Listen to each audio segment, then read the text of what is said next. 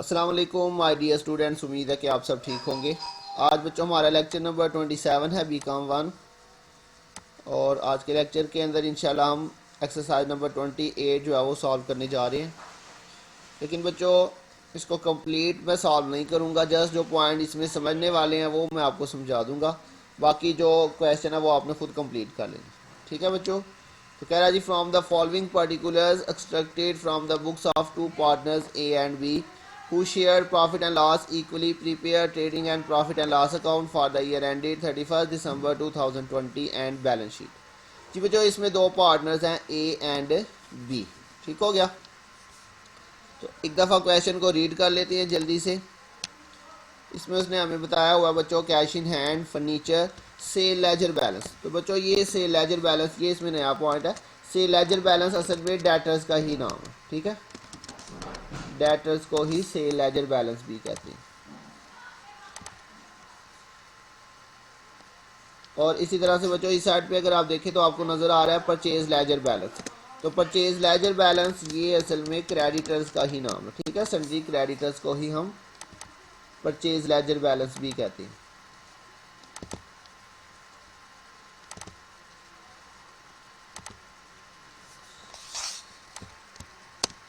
तो ये बच्चों इसमें दो नए पॉइंट ये आ गए, सेल लेजर बैलेंस और परचेज लेजर बैलेंस। तो परचेज लेजर बैलेंस हमारा क्रेडिटर्स का ही नाम है। क्लियर हो गया बच्चों।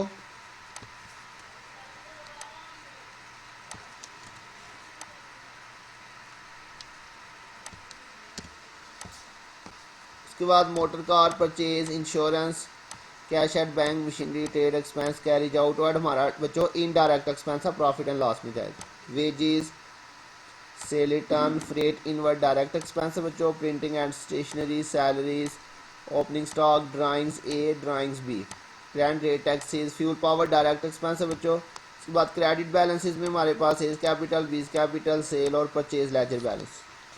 तो सबसे पहले बच्चों ओपनिंग स्टॉक हमने लिखना है। तो ओपनिंग स्टॉक उसने हमें दिया हुआ है। ओपनिंग स्टॉक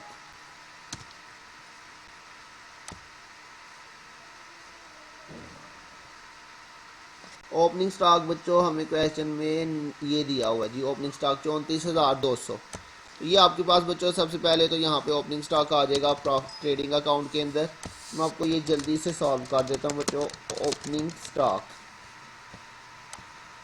स्टॉक में हमारे पास आ रहा है जी 34,200। उसके बाद परचेजेज आ जाएगा हमारे पास, और परचेजेज में से परचेज रिटर्न उसने हमें नहीं दिया हुआ। तो परचेजेज आपके पास सिंपली आ जाएगा डेबिट साइड के ऊपर 4,35,000। इसमें बच्चों एडजस्टमेंट एक दफ़ा पढ़ लेते हैं, इसमें कोई एडजस्टमेंट ना हो। क्लोजिंग स्टॉक है, goods distributed as free sample. इसके अलावा जी बच्चों परचेज से रिलेटेड कोई एडजस्टमेंट नहीं है। उसके बाद डायरेक्ट एक्सपेंसेस में आ जाए तो डायरेक्ट एक्सपेंसेस के अंदर कैरेज आउटवर्ड ये इनडायरेक्ट है बच्चों। वेजेस आ जाएगा आपके पास 70,800। अच्छा बच्चों वेजेस से रिलेटेड यहाँ पे एक एडजस्टमेंट है, एडजस्टमेंट नंबर 3। इसमें उसने कहा हुआ जी a sum of ₹3,000 paid for erection of machinery is debited to wages account.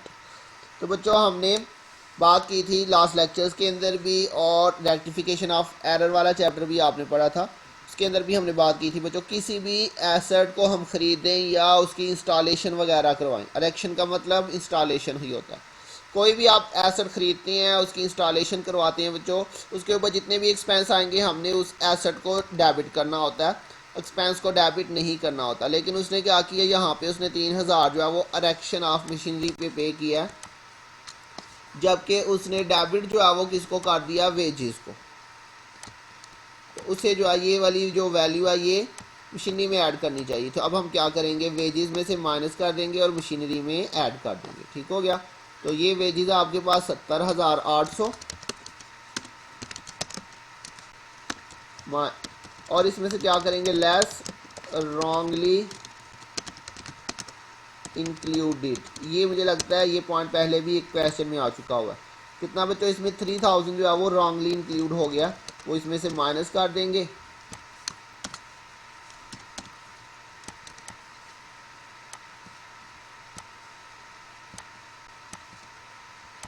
इसके इसके अलावा बच्चों हमारे पास डायरेक्ट एक्सपेंसेस के अंदर फ्रेट इनवर्ड 6120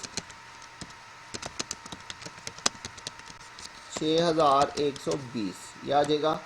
और इसके अलावा बच्चों हमारे पास fuel and power 19290 fuel and power 19290 ठीक हो गया बच्चों। बस इसके बाद बच्चों दूसरी साइड पे आ जाए, सेल्स आ जाएंगी हमारे पास।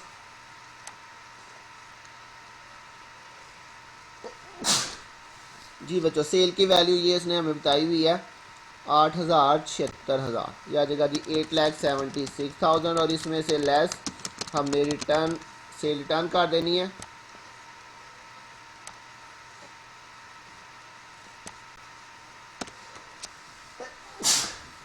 $7,800 बच्चों हमारे पास सेल रिटर्न आ जाएगी, तो इसमें से ये हम माइनस कर देंगे।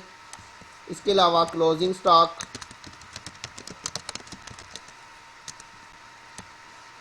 जी बच्चों 1,05,000 हमारे पास जो है वो क्लोजिंग स्टॉक है। और इसके अलावा बच्चों ये एडजस्टमेंट है जी goods distributed as free sample. याद होगा बच्चों मैंने आपको बताया था goods given as free sample, goods given as charity, goods given as goods withdraw for personal use, तो गुड्स लॉस, ये चार चीज़ें मैंने आपको बताई थी। अगर आपके पास क्वेश्चन में आ जाए तो ये चारों चीज़ें कहाँ पे आएंगी, ट्रेडिंग अकाउंट की क्रेडिट साइड पे। ये आपके पास फॉर्मेट होगा बच्चों जो मैंने आपको एडजस्टमेंट सेंड की थी, वहाँ से आप देख सकती हैं। तो गुड्स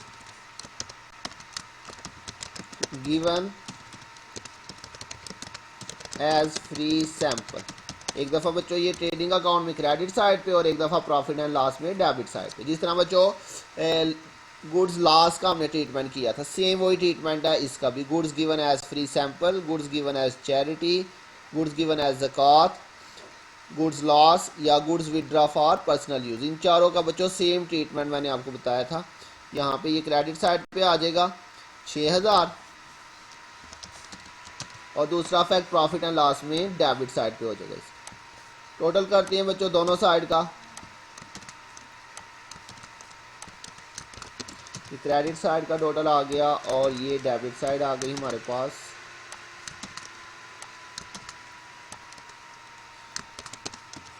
तो दोनों साइड का बच्चों डिफरेंस लेते हैं, ये आपके पास डिफरेंस आ जाएगा।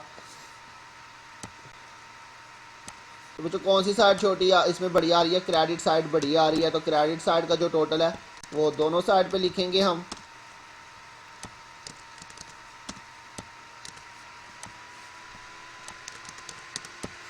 और डेबिट साइड बच्चों छोटी आ रही है तो यहाँ पे ये डिफरेंस आ जाएगा और ये हमारा आएगा जी ग्रॉस प्रॉफिट। ठीक हो गया बच्चों, ग्रॉस प्रॉफिट CD और दूसरी साइड पे आ जाएगा जी ग्रॉस प्रॉफिट BD। ये वाला डिफरेंस इधर आ जाएगा हमारे पास। अब इसके बाद बच्चों बाकी इनडायरेक्ट एक्सपेंस यहाँ पे आएंगे। इनडायरेक्ट एक्सपेंसेस के अंदर हमारे पास इधर से देखते हैं बच्चों, इंश्योरेंस आ रहा है बच्चों 7,200। चलिए बच्चों इसके ऊपर जो है वो डेट बताई हुई है। मैंने आपको बताया था जब भी इंश्योरेंस या रेंट के साथ डेट आ जाए, वैसे तो किसी भी एक्सपेंस के साथ आ सकती है डेट, लेकिन ज़्यादातर बच्चों वो इंश्योरेंस और रेंट के साथ देता है। ठीक है, तो इंश्योरेंस या रेंट के साथ अगर कोई डेट आ जाए तो बच्चों वो भी हमारी एडजस्टमेंट होगी, इसका हमें प्रीपेड निकालना पड़ेगा। जब भी इंश्योरेंस या रेंट के साथ या इसके अलावा और एक्सपेंस के साथ भी अगर डेट आ जाए तो हमें उसका क्या निकालना पड़ेगा, प्रीपेड। ठीक है बच्चों, तो इसका इंश्योरेंस का हम प्रीपेड निकालते हैं यहाँ पे। ये अभी इसकी वर्किंग बाद में होगी बैड डेट्स वाली, तो अभी हम पहले बच्चों निकालते हैं जी प्रीपेड। प्रीपेड इंश्योरेंस के लिए बच्चों उसने हमें डेट वगैरह बताई हुई है, तो पहले मंथ्स काउंट करेंगे। देखिए उसने कहा हुआ जी इंश्योरेंस पेड ऑन 1/10/2010। अच्छा बच्चों उसने उल्ट कर दिया यहाँ पे, पिछले सवालों में उसने हमें बताया था इंश्योरेंस पेड अप टू, पिछले सवाल में अगर आप देखें लास्ट क्वेश्चन के अंदर यहाँ पे था बच्चों insurance is paid up to 31 March 2017। ये इसने बताया था कि हमने अगले साल का जो है वो इतने महीने का जो है वो एडवांस में पे कर दिया था, जबकि ये हम क्वेश्चन कर रहे थे 2000 20। क्वेश्चन हम कर रहे थे 31 दिसंबर 2020 और यहाँ पे 21 आई जी। तो ये बच्चों हमने जो है वो इंश्योरेंस पे किया था अगले साल का मार्च 1 तक, ठीक है। इसमें नेक्स्ट पीरियड आ रहा है, ये 2020 है 31 दिसंबर, और ये इंश्योरेंस अप टू था, ये अप टू। जबकि इस सवाल में अगर हम देखें यहाँ पे उसने अप टू नहीं लिखा हुआ, यहाँ पे उसने थोड़ा सा चेंज कर दिया, उसने कहा हुआ इंश्योरेंस पेड ऑन 1 10 2020। इसका मतलब है कि हमने इस डेट को इंश्योरेंस पे की है, ठीक है। तो आपने बच्चों पेड ऑन आ जाएगा तो इस डेट से लेके इस डेट तक आपने काउंट करनी है कितने महीने बनते हैं। देखिए 10वें महीने की पहली तारीख को हमने इंश्योरेंस पे किया है, पेड ऑन। अप टू का मतलब यहाँ तक, ठीक है। अगर अप टू होगा तो हमने उस डेट तक मंथ काउंट करनी है, लेकिन अगर लिखा होगा पेड ऑन तो फिर हमने उससे आगे मंथ काउंट करनी है। तो ये मेन पॉइंट है बच्चों समझने वाला, ठीक है। तो यहाँ पे लिखा जी पेड ऑन 1 10 2020, हमने पे किया है इंश्योरेंस 1 10 2020। और बच्चों क्वेश्चन हम कर रहे हैं 31 दिसंबर 2020। तो ये बच्चों पेड ऑन आएगा तो आपने ये वाला पहले लिखना है, ये बाद में लिखना है, ठीक है। अब ये देखिए जी 1 दिसंबर सॉरी 10वां महीना उसकी पहली तारीख है, तो जो महीना 10वां बच्चों ये भी बीच में इंक्लूड करेंगे, ठीक है। तो 10 11 और 12 10 से लेके 12 तक ये इसकी पहली तारीख है, इसलिए ये भी बीच में इंक्लूड हो। तो 10 11 12 कितने महीने बचे बच्चों? 3 महीने बन गए, ठीक है, 3 मंथ। तो 3 मंथ का हमने यहाँ पे प्रीपेड निकालना है। इसकी अमाउंट बच्चों कितनी है टोटल इंश्योरेंस की? 7200। यहाँ पे बच्चों अलहदा से अमाउंट नहीं बताई हुई, तो मैंने आपको बताया था अगर अलहदा से अमाउंट ना दी हो तो फिर आपने उसी का लेना है। तो मल्टीप्लाई बाय 3/12 करेंगे इसको, 7200 मल्टीप्लाई 3/12, तो 1800 बच्चों आपके पास जो है वो प्रीपेड आ जाएगा। तो यही मेन पॉइंट था बच्चों इस सवाल का समझने वाला, ठीक है।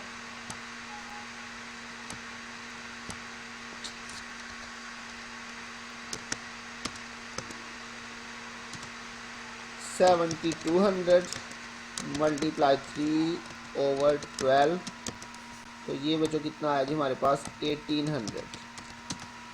तो ये 1800 बच्चों हमारा प्रीपेड आ जाएगा। ये आपने क्या करना है, यहाँ से लेस कर देना।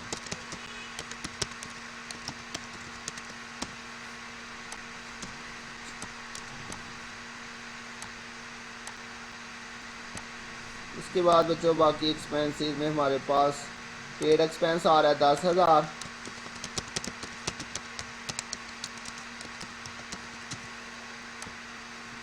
उसके बाद कैरेज आउटवर्ड भी बच्चों हमारा इनडायरेक्ट एक्सपेंस है जी 2930।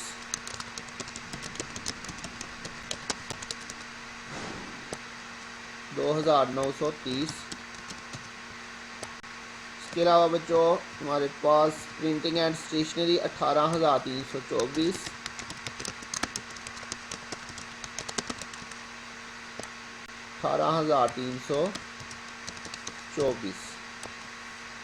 सैलरीज आपके पास आ जाएगा बच्चों, इसमें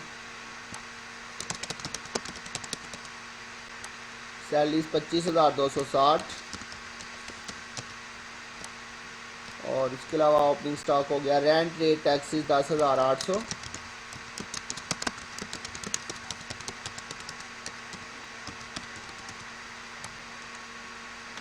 उसके बाद फ्यूल पावर बच्चों ऑलरेडी हो चुका हुआ है। इसके अलावा एडजस्टमेंट में आ जाए तो एडजस्टमेंट के अंदर क्लोजिंग स्टॉक हो गया, ये बच्चों डिस्ट्रीब्यूटेड एज फ्री सैंपल। इसका डबल अफेक्ट करेंगे, एक दफ़ा हमने इसको यहाँ पे लिखा क्रेडिट साइड पे और एक दफ़ा यहाँ पे आ जाएगा डेबिट साइड के ऊपर। Goods distributed as free sample, ठीक हो गया बच्चों 6000, इसका डबल अफेक्ट हो गया। इसके अलावा बच्चों ये हमने वेजेस में से माइनस किया और बैलेंस शीट में जाएंगे तो मशीनरी में प्लस कर देंगे। डेप्रिसिएशन आपने फर्नीचर एंड मशीनरी पे लेनी है 10%, मोटर कार पे 20%। अच्छा बच्चों अब यहाँ पे आपने जब डेप्रिसिएशन लेनी है तो मशीनरी के अंदर आपने पहले जो है वो ये वाली वैल्यू ऐड करके फिर उसके बाद डेप्रिसिएशन लेनी है। ये पॉइंट ज़रा समझना आपने, ठीक है, अच्छी तरह से। तो फर्नीचर पे तो आपने सिंपली 10% डेप्रिसिएशन ले लेनी है। यहाँ पे लिखते हैं बच्चों, हमारे पास आ जाएगी डेप्रिसिएशन ऑन फर्नीचर, मशीनरी और मोटर कार। जी बच्चों, इन तीनों चीज़ों पे आपने डेप्रिसिएशन लेनी है। फर्नीचर पे सबसे पहले लेते हैं, ये फर्नीचर की वैल्यू है 10,500। तो इस पे बच्चों आप 10% लेंगे कैलकुलेटर से। 10,500 मल्टीप्लाई 10/100 तो 1050, ठीक हो गया। मशीनरी की वैल्यू बच्चों यहाँ पे देखती हैं, ये मशीनरी की वैल्यू है 72,000। तो बच्चों बैलेंस शीट में तो आपने इसको जाके प्लस करना है, ये 3,000, ठीक है। लेकिन यहाँ पे जब आपने डेप्रिसिएशन लेनी है तो डेप्रिसिएशन लेते वक्त भी आपने ये 3,000 पहले प्लस करके उसके बाद डेप्रिसिएशन लेनी है, ठीक है। तो ये मेन पॉइंट है एक तो इसमें समझने वाला।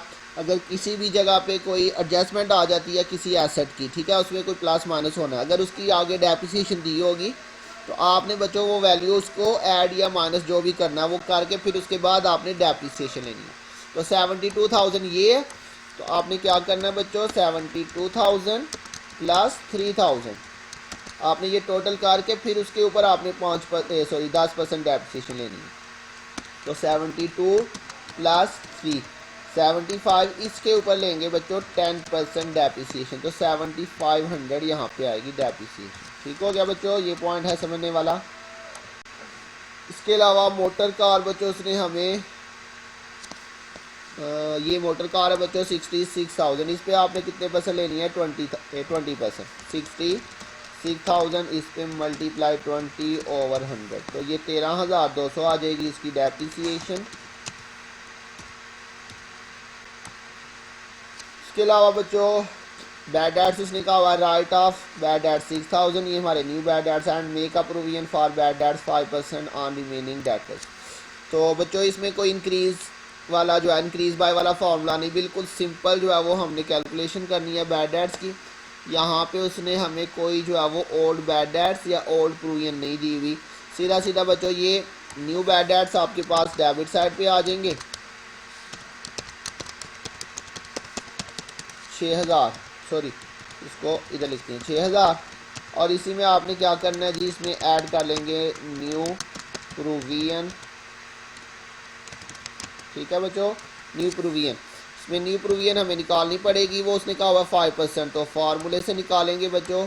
ये आपके पास कंप्लीट फार्मूला है इसका, सन्डी डेटर्स। तो सन्डी डेटर्स बच्चों उसने हमें कौन से वाले दिए हुए हैं, ये जो लिखा हुआ है सेल लेजर बैलेंस 1,56,000, ये आ जाएगा 1,56,000। इसमें बच्चों कोई unrecorded sale, sale on return base, provision for discount on debtors नहीं दिया हुआ, सारा 0 आ जाएगा, 0 -0 और ये बच्चों न्यू बैड डेट्स उसने बताए हुए हैं, न्यू बैड डेट्स कितने हैं 6,000, ठीक है, ये माइनस हो जाएगा और मल्टीप्लाई बाय ये न्यू बैड डेट्स गिवन है हमारे पास 6,000 ये वाले, और 5% आपने इसके बच्चों लेना है, तो मल्टीप्लाई 5%। तो इसको बच्चों कैलकुलेटर से करती हैं 1,56,000 माइनस 6,000 ये 1,50,000 और इस पे आपने 5% ले लेना, ये आपके पास 7,500 बच्चों आ जाएगा। ये न्यू प्रोविजन आ गई आपके पास 7,500। बस ये दो ही चीज़ें हैं बच्चों, यहाँ पे मैंने बताया था अगर 1 हो 2 हो 3 हो आपने यहाँ पे डेबिट साइड पे लिख देना। क्लियर हो गया। इसके बाद बच्चों कोई एडजस्टमेंट नहीं है, सारी चीज़ें कंप्लीट हो चुकी हैं। अब टोटल बच्चों इस साइड पे तो ये एक ही वैल्यू आ रही है हमारे पास, ये क्रेडिट साइड का टोटल आ गया डेबिट साइड पे ये बच्चों हमारे पास आ जाएगा जी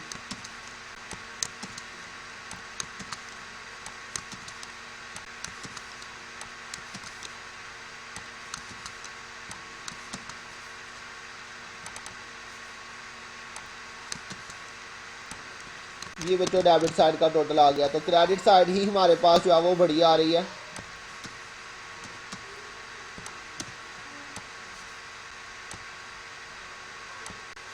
तो बच्चों क्रेडिट साइड का टोटल ही दोनों साइड पे आएगा, ये वाली साइड बड़ी आ रही है।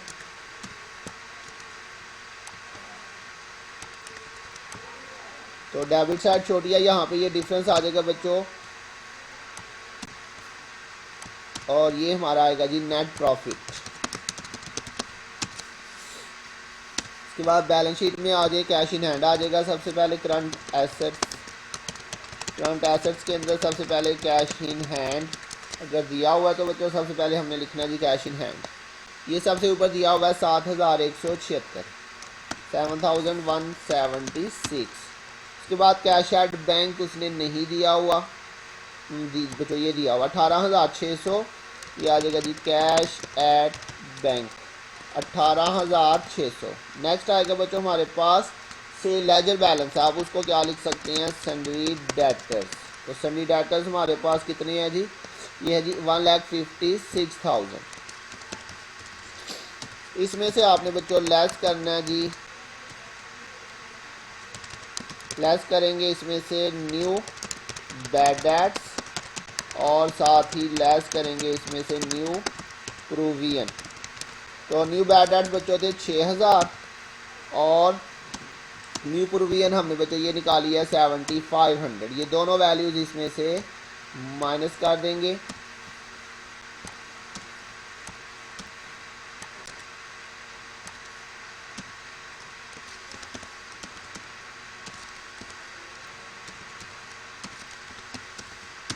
जी बच्चों ये हमने इसमें से माइनस कर दी। इसके अलावा बच्चों क्लोजिंग स्टॉक आएगा हमारे पास,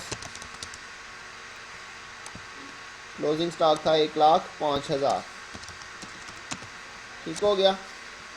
इसके अलावा बच्चों हमारे पास करंट एसेट में यहाँ से देख लेते हैं अगर कोई चीज़ है। जी बच्चों ये हमने प्रीपेड इंश्योरेंस निकाली थी यहाँ पे, ये देखिए जी प्रीपेड इंश्योरेंस 1800, ये भी हमारा करंट एसेट्स में आएगा, ठीक हो गया बच्चों। और इसके अलावा हमारे पास यहाँ पे कोई भी करंट एसेट्स नहीं आ रहा। क्लोजिंग स्टॉक भी हो गया, इसका डबल फैक्ट हो गया बच्चों, वेजेस भी हो गई जी, सारी चीज़ें हो गई। इसके बाद फिक्स्ड एसेट्स आ जाएंगे आपके पास। फिक्स्ड एसेट्स के अंदर सबसे पहले बच्चों आपके पास आ रहा है जी फर्नीचर। फर्नीचर की वैल्यू आपके पास थी 10,500, इसमें से लेस करेंगे डेप्रीसिएशन। अभी हमने ऊपर निकाली थी बच्चों इसकी डेप्रीसिएशन, ये आई थी हमारे पास, ये इसमें से लेस हो जाएगी। इसके अलावा हमारे पास आएगा बच्चों मशीनरी। तो बच्चों मशीनरी के अंदर आपने ये देखे मैंने आपको बताया 72,000 ये और ये 3,000 आपने इसमें ऐड कर देना। तो यहाँ पे आप डायरेक्टली इसको जो है वो लिख सकते हैं 75,000, ठीक है। यहाँ पे एडजस्टमेंट आपको शो करने की ज़रूरत नहीं है, अब डायरेक्टली ऐसे भी लिख सकते हैं 75,000। तो इसमें से इसकी डेप्रिसिएशन यहाँ पे हमने माइनस की थी 7500, ये हमने इसमें से माइनस कर देनी है। इसके अलावा बच्चों मोटर कार आ जाएगा आपके पास, 66,000 थी इसकी वैल्यू और इसमें से भी लेस करेंगे डेप्रिसिएशन 13,200।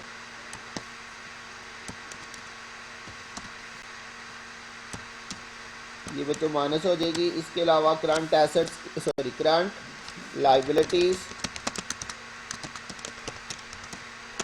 करंट लाइबिलिटीज़ के अंदर बच्चों उसने परचेज लेजर बैलेंस बताया था हमें, ये परचेज लेजर बैलेंस, तो ये हमारे पास करंट लाइबिलिटीज़ में आ जाएगा सन्ड्री क्रेडिटर्स 66,000। इसके अलावा कोई बच्चों हमारे पास यहाँ पे कोई आउटस्टैंडिंग वगैरह नहीं दिया हुआ। इसके अलावा कोई भी करंट लाइबिलिटी नहीं है, लॉन्ग टर्म लाइबिलिटीज़ भी कोई नहीं। तो नेक्स्ट बच्चों हमारे पास आ जाएगा जी ऑनर्स इक्विटी। ऑनर्स इक्विटी में बच्चों उसने हमें दो कैपिटल दिए हुए हैं यहाँ पे, एज कैपिटल और बीज कैपिटल। तो अब यहाँ पे क्या करेंगे, हम ऐसे लिखेंगे एज कैपिटल। तो ए का कैपिटल बच्चों कितना उसने दिया हुआ है जी हमें 40,000 ए का कैपिटल है।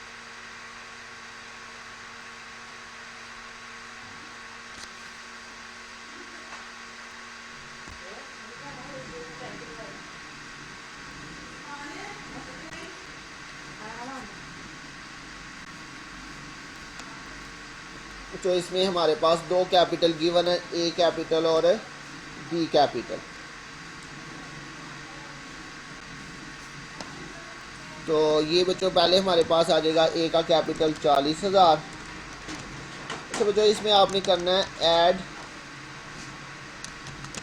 Net profit. अच्छा बच्चों अब नेट प्रॉफिट इसमें हम कितना ऐड करेंगे, तो यहाँ पे देखते हैं क्वेश्चन के अंदर उसने हमें यहाँ पे मेंशन किया हुआ है from the following particulars extracted from the books of two partners A and B who share profit and loss equally. यहाँ पे बच्चों अगर आप देखें उसने हमें बताया हुआ है कि जो भी प्रॉफिट एंड लॉस होगा वो इक्वली जो है वो दोनों पार्टनर आपस में डिवाइड करेंगे। तो यहाँ पे देखते हैं इसका टोटल जो प्रॉफिट आया वो कितना आया। ये बच्चों हमारे पास 302,826। तो दोनों पार्टनर इस प्रॉफिट को आपस में इक्वली डिवाइड करेंगे। तो यहाँ पे हम वर्किंग के अंदर निकाल लेते हैं एज प्रॉफिट। ए का प्रॉफिट बच्चों कितना आ जाएगा जी, ये आपके पास जो टोटल अमाउंट है 302,826। इसको आपने बच्चों इक्वली, दो पार्टनर है तो दो पे डिवाइड, अगर तीन पार्टनर होंगे तो तीन पे डिवाइड कर देंगे। ये आपके पास ए का आ जाएगा प्रॉफिट। इसी तरह से 20 प्रॉफिट वो भी बच्चों ऐसे ही आ जाएगा, ये 302,826 डिवाइडेड बाई 2। तो दोनों पार्टनर्स का बच्चों ये इतना इतना जो है वो प्रॉफिट आ जाएगा। ठीक है, इक्वली हमने डिवाइड कर दिया।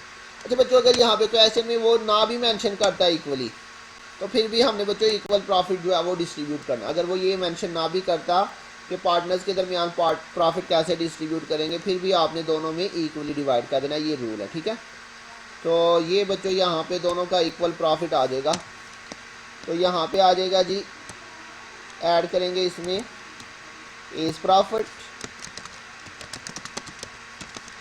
कितना बच्चों, ए का प्रॉफिट आ गया, ये आपके पास ए का प्रॉफिट आ गया, ये ऐड कर लेंगे इसके अंदर, ये ऐड हो जाएगा 40,000 में, ये ऐड हुआ। और इसमें से आपने लेस कर देनी है बच्चों ड्राइंग्स, एज ड्राइंग जो है वो इसमें से लेस हो जाएंगे। ठीक है, तो ए की ड्राइंग कितनी है वो उसने यहाँ पे देखे लहदा से मेंशन की हुई है। ए की ड्राइंग है 16,000। तो ये इसमें बच्चों थोड़ा सा नया पॉइंट उसने दिया कि दो उसने पार्टनर्स का जो है वो हमें प्रॉफिट एंड लॉस दिया। अब ऐसे ही बच्चों आपने बी का भी बिल्कुल सेम ऐसे ही करना है। ठीक है, अब यहाँ पे हम लिखेंगे ऐसे 20 कैपिटल, बी का कैपिटल कितना है बच्चों, बी का कैपिटल है 20,000 रुपया। और इसमें ऐड करेंगे बच्चों 20 प्रॉफिट, बी का प्रॉफिट कितना आया बच्चों, वो भी सेम आया। अब इन दोनों को ऐड करेंगे यहाँ पे इनर कॉलम में जिसमें हमने ए का किया, और इसमें से बच्चों लेस कर देंगे 20 ड्राइंग। ठीक है, बी की ड्राइंग कितनी है, ये बच्चों उसने बताइए 8,000 बी की ड्राइंग है।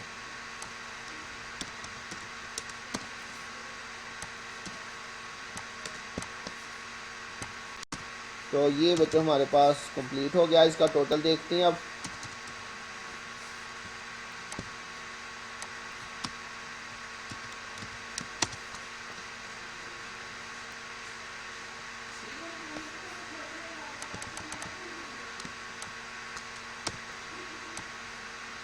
और ये बच्चों हमारे पास आ गया जी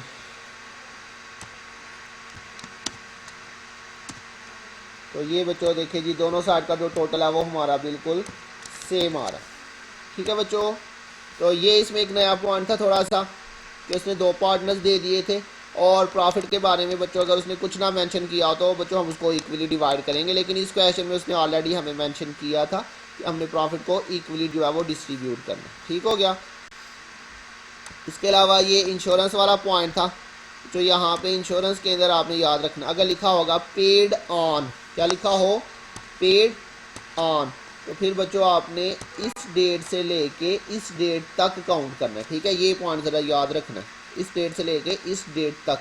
और अगर लिखा होगा अप टू, तो फिर आपने इस डेट से लेके इस डेट तक काउंट करना है। ये दो पॉइंट हैं। पेड ऑन होगा तो हम कहाँ से लेके कहाँ तक करेंगे बच्चों, पेड ऑन होगा तो आपने इस डेट से इस डेट तक काउंट करना है। ठीक है। और अगर होगा अप टू, क्या लिखा हो बच्चों, अप टू लिखा होगा, तो फिर आपने जैसे कि पिछले सवाल में यहाँ पे पेड ऑन है, तो पेड ऑन से अपने इस डेट से लेके यहाँ तक काउंट करना है। जबकि लास्ट क्वेश्चन में अगर हम देखें, यहाँ पे लिखा पेड अप टू 31 मार्च 2021। तो इस क्वेश्चन के अंदर बच्चों हमने जो आपके पास ऊपर डेट है ये वाली, इसमें आपने इस डेट से लेके इस डेट तक जो है वो काउंट करना है जो नीचे गिवन है। समझ लगी कुछ बच्चों। पेड अप टू होगा तो यहाँ से 31 दिसंबर 2020 से लेके